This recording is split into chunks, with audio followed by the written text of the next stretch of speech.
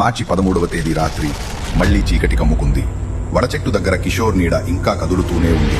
గ్రామమంతా భయంతో మూతపడ్డ తలుపులు. కాని ఒక అమ్మాయి మాత్రం బయటికొచ్చింది. పేరు అనిత. ఆమెకు కిషోర్ స్నేహితుడు. అనిత చెట్టు దగ్గరికి వెళ్ళింది. కిషోర్, నువ్వున్నావా అని పిలిచింది. గాలి ఒక్కసారిగా ఊపిరి తీసుకున్నట్టయింది. చెట్టు ఆకులు శబ్దం చేస్తూ ఆమె చుట్టూ తిప్పాయి.